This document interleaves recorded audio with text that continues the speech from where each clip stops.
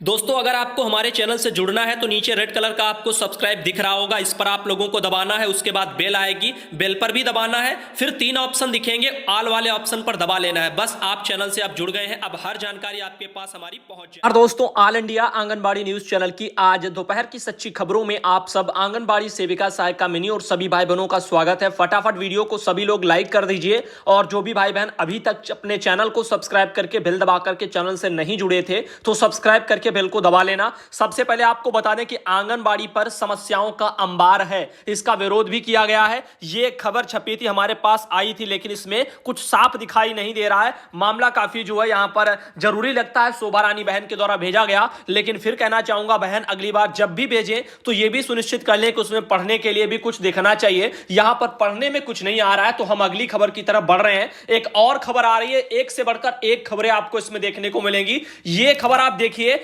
आदेश बताया जा रहा है कि स्कूलों में इस सत्र में नहीं होगा जो है शीतकालीन अवकाश, ऐसा बोला जा रहा है। लेकिन भैया देखिए, एक बात आपको बता दें, शीतकालीन अवकाश होगा कि नहीं होगा यह तो आने वाला वक्त बताएगा। क्योंकि कोरोना संक्रमण काल चल रहा है। शीतकालीन अवकाश का क्या करेंगे आप? एक साल से तो हम लोग अवकाशी अवकाश देखते चले आए हैं और वैसे भी अभी वैक्सीन लगी नहीं है, केंद्र खुल नहीं रहे, तो अवकाशी समझ के चलिए। बाकी जो बुनियादी सुविधाएं हैं वो तो आंगनबाड़ी केंद्रों पर चलती ही रहेंगी। वैसे भी आप जानते हो, चाहे प्राथमिक विद्यालय के अध्यापक है, बच्चे भले ही नहीं आ रहे लेकिन फिर भी उनके भी स्कूल तो खोले ही जा रहे हैं। तो अभी फिलहाल के लिए शीतकालीन अवकाश को लेकर के जो बातें हैं, इस पर क्या छपा है, पूरी जानकारी क्या है, वो इसमें देख लीजिए। कहा जा रहा है कि प्रदेश के प्राइमरी स्कूलों के शिक्षकों इस सत्र में उनको शीतकालीन अवकाश नहीं मिलेगा। शासनादेश में स्पष्ट किया गया है कि शिक्षकों को शीतकालीन अवकाश सत्र 2021 और 22 से दिया जाएगा, ऐसा बोला जा रहा है। इस संबंध में 2014-2020 को अपर मुख्य सचिव रेणुका कुमार ने एक आदेश भी जारी कर रखा है। इसमें उन्होंने टाइम एंड मोशन स्टडी के आधार पर शैक्षणिक कार्यों के लिए समय अवधि एवं कार्य निर्धारण की बात लिखी थी। इसमें बिंदु संख्या 5 पर ग्रीष्मकालीन एवं शीतकालीन अवकाश के बारे में स्पष्ट बताया गया है कि आदेश में 2021 और 22 से ग्रीष्मकालीन व शीतकालीन अवकाश की बात कही गई है। यानी 2020 में ग्रीष्मकालीन और शीतकालीन अवकाश का कोई जिक्र ही नहीं है। साथ ही कहा जा रहा है कि शीतकालीन अवकाश 31 दिसंबर से 14 जनवरी तक रहेगा, जबकि ग्रीष्मकालीन अवकाश 20 मई से 15 जून तक रहेगा। ग्रीष्मकाल के पश्चात 16 जून से नया सत्र शुरू हो जाएगा। तो फिलहाल के लिए देखते हैं, लेकिन एक बात जरूर याद रखना, अगर संक्रमण दूर नहीं हो रहा, वैक्सीन जल्दी नहीं लग रही है, तो वैसे भी आपका तब तक सर्दियां निपट जाएंगी। तो इस बात को लेकर के, मुद्दे को लेकर के टेंशन वाली बात ही नहीं है। आगे देखिए, एक और आपको हम ऐसा आदेश दिखाना चाहते जो आप लोगों के बहुत ज्यादा काम आएगा। सामाजिक अंकेक्षण की जो प्रक्रिया है, दिसंबर महीने में बिहार सरकार में वहां पर सामाजिक अंकेक्षण का काम कराया जा रहा है। तो इसमें क्या होता है सामाजिक अंकेक्षण, कैसे कैसे प्रश्न होते हैं और क्या पूछा जाता है, वो देखिए। आंगनबाड़ी सेविका से पूछे जाने वाले प्रश्नों को हम आपको बताने जा रहे हैं। कृपया ध्यान से सभी भाई बहन सुनिएगा, जरूरी है। सिर्फ बिहार की ही बहनें नहीं, बाकी के अदर स्टेट के भी आप देख सकती हैं कि कैसे कैसे सामाजिक अंकेक्षण में पूछा जाता है। इसमें पहला है कि बैठक प्रारंभ होने का समय क्या होता है, वो आप लोगों को ध्यान रखना है। निगरानी समिति का गठन आपके वहां हुआ है कि नहीं हुआ, वो पूछा जाएगा। योजना के अनुसार सामाजिक अंकेक्षण की बैठक हुई है या नहीं हुई है, ये तो आपके जरूरी मुद्दे हैं, उनको ऊपर का भरने वाला है। अध्यक्ष का नाम, पद नाम, लिंग वगैरह, और साथ ही अध्यक्ष का नाम जो हो गया, और सदस्यों की संख्या, पुरुष और महिला कौन कौन कितने कितने हैं उसमें। इसके अलावा देखिए, अब बात आती है कि इस बैठक में उपस्थित अंकेक्षण समिति के सदस्यों की कुल संख्या कितनी थी, उसमें पुरुष कितने थे, महिला कितनी थी। साथ ही लाभुक सभा के उपस्थित सदस्यों की संख्या, गर्भवती, धात्री, अभिभावक, किशोरी, अन्य जो भी है, उन सबका आप लोगों को पहली बात तो लिखना है, नोट करना है। ये तो आपका वो हो गया जो सामाजिक अंकेक्षण समिति के दौरान आपको चीजों का ध्यान रखना है। इन चीजों को लेकर के ऊपर का भरने वाला हो गया। इसके नीचे की बात करते हैं, ये आपके लिए जरूरी है। का वाला देखिए, अभिलेख जिनका अंकेक्षण के दौरान समिति एवं सभा द्वारा अवलोकन किया जाएगा। यानी आपसे सवाल पूछे जाएंगे, ये रहे आपके सवाल। अब सवाल की तरफ बढ़ते हैं हम। बच्चों की उपस्थिति पंजी अगर बनी है तो हां, अन्यथा ना। हां और ना में ही जवाब देने होंगे। बच्चों की उपस्थिति पंजी को लेकर पूछा जाएगा। लाभार्थी को पूरक पोषाहार, THR, आवश्यक दवाओं की पंजी को लेकर के पूछा जाएगा।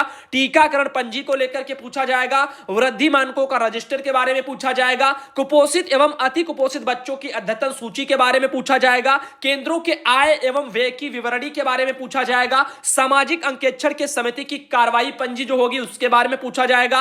अन्य सामग्रियों अथवा सेवाओं से संबंधित अभिलेखों की पंजी के बारे में पूछा जाएगा। बैठक में अद्यतन लाभुकों की सूची जो है वो चिपकाई गई है उसके बारे में, साथ ही सामाजिक अंकेक्षण संबंधी विज्ञापन चिपकाए गए हैं या नहीं वो भी पूछे जाएंगे। साथ ही अब आगे बताते हैं, खा पोर्शन में है सामग्री संबंधी अवलोकन क्या है। इसमें है शुद्ध पेयजल हेतु फिल्टर की उपलब्धता है या नहीं है, पेयजल उबालने हेतु बर्तन की उपलब्धता है या नहीं है, पेयजल उबालने हेतु ईंधन की उपलब्धता कैसी है, साबुन तौलिया बाल्टी एवं मग इसकी उपलब्धता केंद्र पर कैसी है, मेडिसिन किट की उपलब्धता कैसी है, ORS पैकेट की, जिंक की गोली की, इन सबकी उपलब्धता कैसी है। इसके अलावा वजन मशीनों की उपलब्धता कैसी है, जैसे वयस्क तौल मशीन है या नहीं है, साल्टर मशीन है या नहीं है, बेबी तौल मशीन है या नहीं है, ऊंचाई नापने हेतु इंची टेप है या नहीं है, साथ ही साथ स्कूल पूर्व शिक्षा को लेकर के जो किट है वो है या नहीं है, यानी स्कूल पूर्व शिक्षा यानी प्री प्राइमरी किट ये होती है। आगे आधारभूत संरचना संबंधी जो अवलोकन है उसमें केंद्र पक्का है कैसा है उसके बारे में पूछा जाएगा। अब चलिए आगे चलते हैं, आगे और कौन कौन से सवाल है। एक और सवाल है, केंद्र का अपना भवन है तो वो भी पूछा जाएगा, केंद्र में शौचालय की व्यवस्था है या नहीं है, केंद्र में चापाकल की व्यवस्था है या नहीं है, खेलने का स्थान है या नहीं है, इन सब चीजों को पूछा जाएगा। फिर घ नंबर आता है, कार्रवाई संबंधी अवलोकन भी होते हैं। कार्रवाई के बारे में देखिए, कार्रवाई पंजी संयोजक यानी सेविका द्वारा लिखी जा रही है हाँ या नहीं, साथ ही कार्रवाई पंजी पढ़ी गई है हाँ या नहीं, वितरण एवं भंडार पंजी की समीक्षा की गई है या नहीं, केंद्र के खर्चों की समीक्षा की गई या नहीं, बच्चों की उपस्थिति पंजी की समीक्षा की गई है या नहीं, सेविका के समस्त कार्यों की समीक्षा की गई या नहीं, प्रस्तावों को पंजी में सूचीबद्ध किया गया है कि नहीं, समिति के गठन में सदस्यों का चुनाव नियमानुकूल किया गया है या नहीं, समिति के द्वारा केंद्र के संचालन को प्रभावी बनाने हेतु कोई अनुशंसा की गई है या नहीं, यदि हां तो उल्लेख करिए। उसके बाद में इन सब में तो हाँ ना में जवाब देने, उसके नीचे जो आपका है उसमें उल्लेख भी करना है अगर ये सब कुछ है, और जो भी आपका ये समीक्षा की जाती है वो आपकी सुपरवाइजर के द्वारा कर ली जाएंगी। इसके अलावा देखिए, अंकेक्षण समिति के किन्हीं 2 सदस्यों से पूछे जाने वाले प्रश्न, यानी जो अंकेक्षण समिति बनेगी उसमें जो भी लोग शामिल होंगे सदस्य, उनसे भी सवाल पूछे जाएंगे। अब देखिए उनसे सवाल क्या क्या पूछे जा सकते हैं, जैसे क्या आपको सामाजिक अंकेक्षण प्रक्रिया 2014 की प्रति उपलब्ध कराई गई है या नहीं, तो हाँ या नहीं में इसमें भी जो है देना होगा। तो आप देखो, अब इसमें जो आपकी सामाजिक अंकेक्षण प्रक्रिया 2014 की एक प्रति यानी एक फोटोकॉपी वगैरह उपलब्ध कराई जाएगी लोगों को, ताकि वो जान सके उसमें क्या लिखा हुआ है। और आगे है, क्या आप ICDS की 6 सेवाओं के बारे में जानते हैं, यदि हां तो बताएं, तो वो भी उनसे पूछा जाएगा। इसके अलावा है, स्कूल पूर्व शिक्षा के बारे में पूछा जाएगा, टीकाकरण के बारे में, पूरक पोषाहार के बारे में, स्वास्थ्य एवं पोषण शिक्षा के बारे में, संदर्भ सेवाओं के बारे में, स्वास्थ्य जांच के बारे में, क्या आप केंद्र पर होने वाले खर्चों का ब्यौरा देखें, तो यह भी जो है पूछा जाएगा अंकेक्षण समिति के लोगों से यानी सदस्यों से। इसके अलावा लाभुक सभा के अंत में उस दिन लिखी गई कार्रवाई पंजी को पढ़ा जाता है, क्या लाभुक जो है क्या आपने लाभुकों की सूची देखी है, यह पूछा जाएगा। समिति के द्वारा केंद्र के संचालन के प्रभावी बनाने हेतु कोई अनुशंसा की गई है, यदि हां तो उसका उल्लेख भी करवाया जाएगा।